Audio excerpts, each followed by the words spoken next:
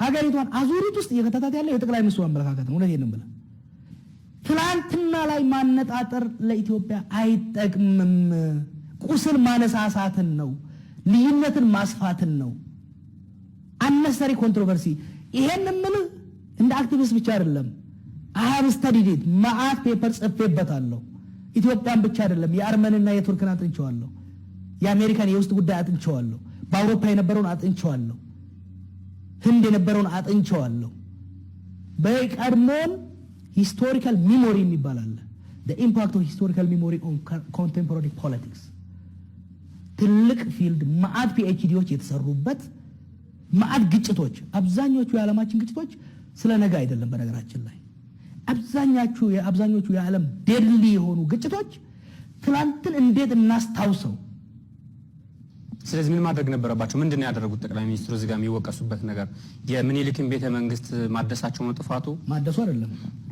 አንደኛ ከመነሰክ ወደ ትላንትናው ከፍታ እንመለስ። ፕሮብሌማቲክ ነው። ለአንዱ ከፍታ የነበረው ሌላው ሸለቆ ነበር። ለአንዱ ደስታ የነበረው ለአንዱ ሀዘን ነበር። ለአንዱ ድል የነበረው ለአንዱ ውርደት ነበር። ስለዚህ ያ መነሻ ችግር አለበት። ሁለተኛ ቤተ መንግስቱ ምኒልክ ነበረበት፣ ኃይለ ሥላሴ ነበረበት፣ ደርግ ነበረበት። ሌላው መልሶ እነዛ ኮንትሮቨርሻል የሆኑ ንጉሶችን መልሶ እንደ ትልቅ ንጉሶች መኮፈስ ለደጋፊዎቻቸው ትልቅ ሊሆኑ ይችላሉ። እነሱ ለጨቆናቸው ህዝቦች ግን ሰይጣን ነበሩ። ስለዚህ አፍርሶ አዲስ መሰራት ነበረበት። ታሪክ አይጠፋም። ማደሱ አይደለም። በአዲስ መልኩ በዋክስ የተሰራ ንግሩ በጣም ዓለም ያደነቃቸው ንጉስ ምናምን ኖ መለስን እኮ ኃይለ ሥላሴ ከኛ በፊት ነው። ምኒልክ ከኛ በፊት ነው። መለስን እኮ የሚያመልኩት የሚወዱት ሰዎች አሉ አይደለም እንዴ? ማዕከላዊ ደግሞ እግራቸው የተቆረጠ የተኮላሹ ሰዎች አሉ።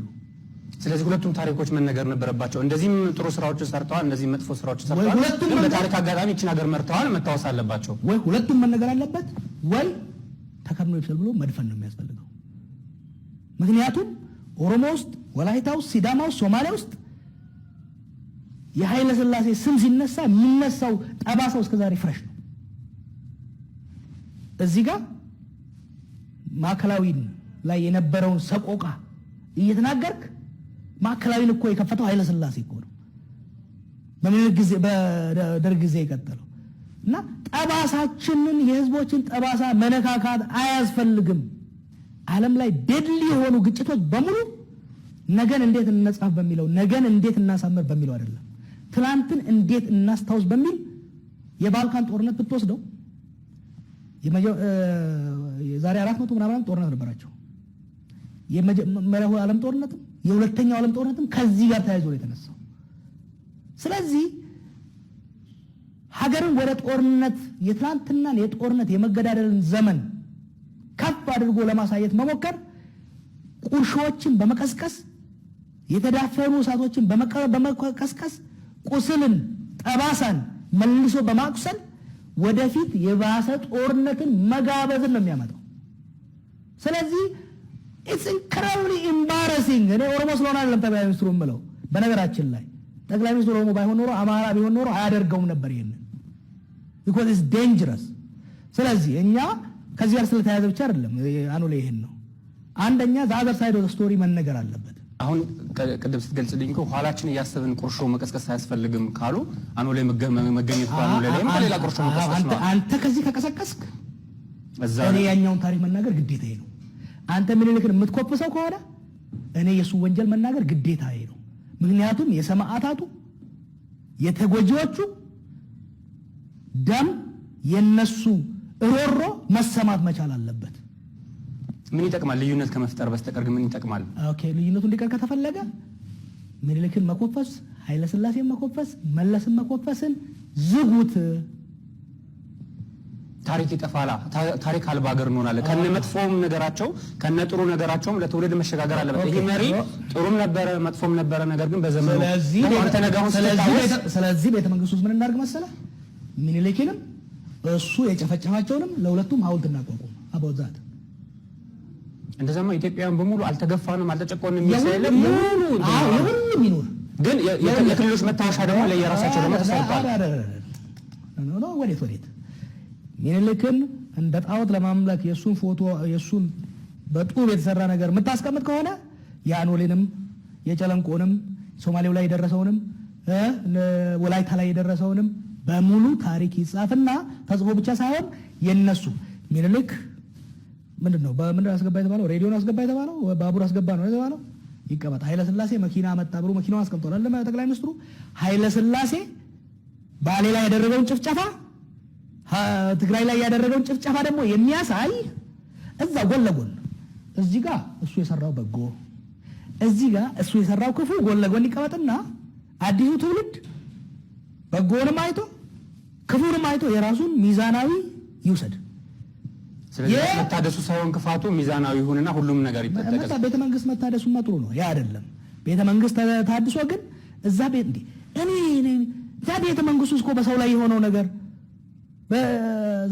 በነገራችን ላይ እዛ ቤተ መንግስት ውስጥና ማዕከላዊ ከታሰሩ በደርግና በኃይለ ሥላሴ ከታሰሩ ሰዎች ውስጥ አብዛኞቹ ተኮላሽተው ነው የወጡት። it is very emotional። ዛሬ ያሉ እነዚህ ሰዎች አንድ ቀን ክብር ሳይሰጣቸው፣ በተለይ ደግሞ ይሄ መንግስት ቤት ሞራሉ ነውና ይሄን የሚሰሩት ደርግ ያኮላሻቸው፣ ወያኔ ያኮላሻቸው፣ ኃይለ ሥላሴ ያኮላሻቸው አመራሮቻችን እኮ they are alive። አንድ ቀን ክብር አልተሰጣቸውም።